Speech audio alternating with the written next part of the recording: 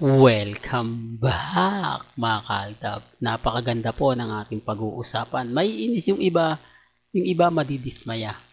Hindi po ba? Alam niyo kung bakit? Ito yung kumakalat ngayon sa social media. Sinasabi nga po daw ng iba, buntis nga po raw si Maine Mendoza. Yan yung kumakalat ngayon at talagang pinupush nga po ito ng mga ilang R-Main at Main fanatics. Well, syempre, tuwan-tuwa po ang Armin dyan at mga Main fanatics. Alam niyo kung bakit? Nababash po kasi si Congressman. Sinasabi nga po na totoong gay siya. Hindi po ba? Dahil, kumbaga, ginawa niya lang pong tanggapin ang sarsuela dahil nga po para mapagtakpan ang pagkatao niya.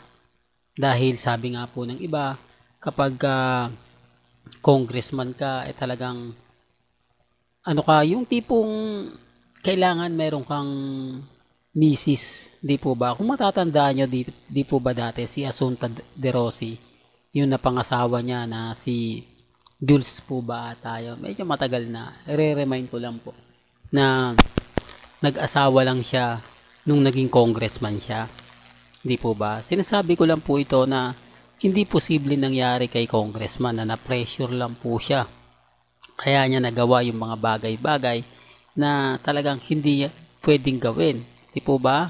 Ibig kong sabihin, napilitan lang na tanggapin ang sarsuela. Kaya nga po nasabi natin na pumapabor ito kasi nababas nga po siya. Biruin nyo kung tutusin, di po ba dapat ang panganay ang magkakaroon ng chikiting o unang magkakaanak o magkakaapo, di po ba? O same na rin po na magkakaanak.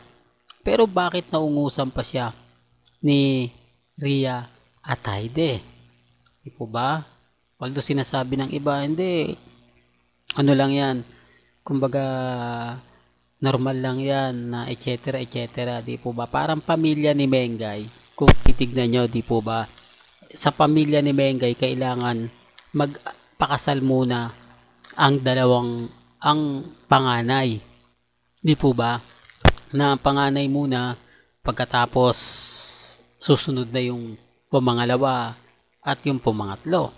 Yan sa kaugalian lang po ng pamilya Paul Carson. Po ba? Hindi ko naman ina-apply ito sa lahat ng mga kumbaga pamilya, di po ba? Yun kasi kumbaga matandang kaugalian na nga po yan. At alam niyo naman po na si Nanay Dab at Tatay Dab talaga naman pong kumbaga naandun pa rin po ang mga matatandang kasabihan. Di po ba? Well, balikan natin si Congressman. Kaya nga po marami nagulat, marami nagsabi na kumbaga dapat talaga na nagkaroon muna ng anak sila Mengay at si Congressman kasi 1 year na nga po, di po ba? Pero ni isa walang nababalitaan, ni hindi nga po napapabalitang buntis si Maine Paul Carson. Kaya nga po ito na yung mga inilabas na post sa social media na masabi natin mga kaaldab, nakakatuwa sa kanila, nakakadismaya. Pero sino nga po bang ama? Di po ba? Na napinost, hindi daw po yun Rintok, hindi daw po kay Congressman Arjo.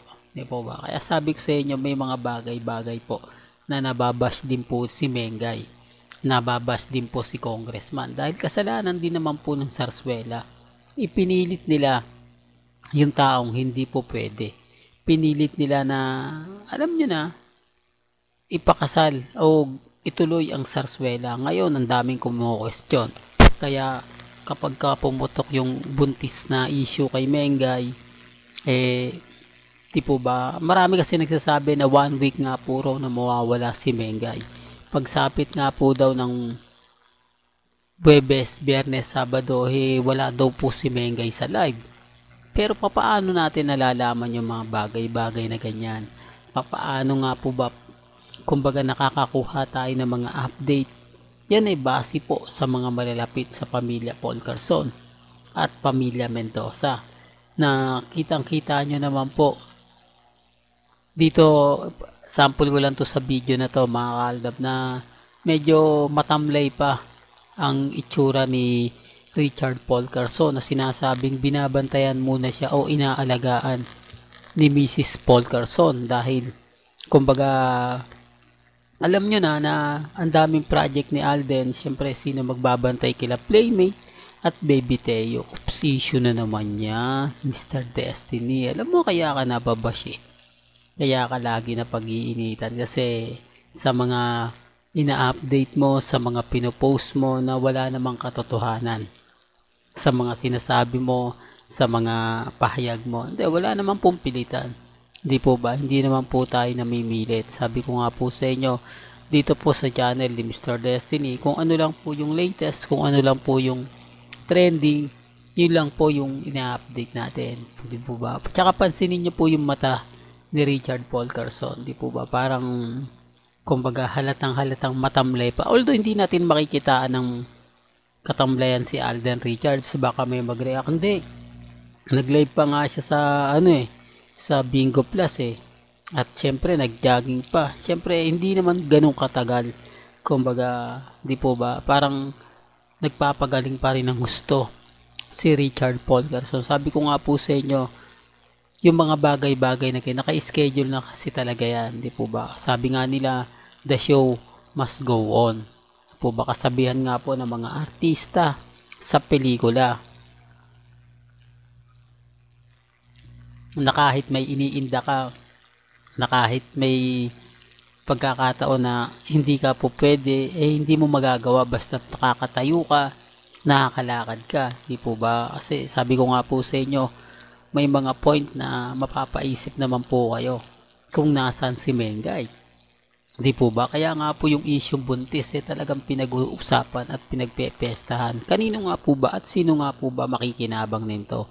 Gaya nga po ng sinasabi natin, si Congressman po makikinabang nito. At mga main fanatics at mga army, dahil hindi na po siya babatikusin. Hindi na po siya gagawan pa ng mga memes na ganito ganyan, di po ba? Kaya nga po yung mga army, guilty sila eh. Sinasabi nilang hindi daw po makapag-move ng ALDAP. Pero bakit nila pinapansin kung wala ng ALDAP? Bakit affected sila kapag tayo nagbibigay ng post o nagbibigay ng ganap? Gayong sila na nga po nagsasabi na wala na, tapos na, di po ba? Yan ang lagi kong patunay. Katulad nito, tayo nagbibigay tayo ng update. Nababasag sila. Imbis na magbibigay pa sila ng mga posts na hindi, si Congressman at si Main busy lang talaga. Di po ba?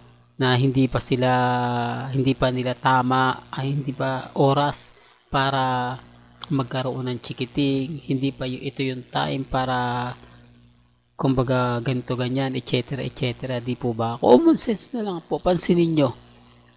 Di po ba? Si Bossing Big Soto, nung mag-asawa sila kay Poling, di po ba? Wala pang ilang months pa lang po nakakalipas, buntis na si Poling. Samantalang sobrang busy nga po ni Bossing Big Soto. May mga pelikula pa po ito. Tapos, nasa Itbulaga pa. Di po ba? O, ano nga po ba yung pagkakaiba sa Kongreso? Ganun din naman po. Di po ba? Monday to Friday lang naman ang pasok nila. At syempre, Sunday at Saturday, bonding moment naman ng pamilya. Di po ba? Nagawa pa po kasi. Ito ang pagkakaiba kay Bossing at kay Poling o kay Bossing at kay Congressman Arjo, nakapagbakasyon pa ng matagal si Congressman, mas matagal kaysa kay Bossing. Real talk to. Pero wala rin pong nangyari.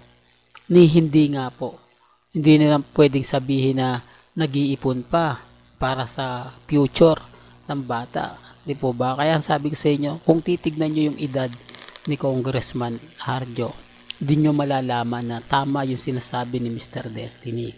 Dahil kung 5 years for now, senior na po siya. Ilang taon lang po ang bata.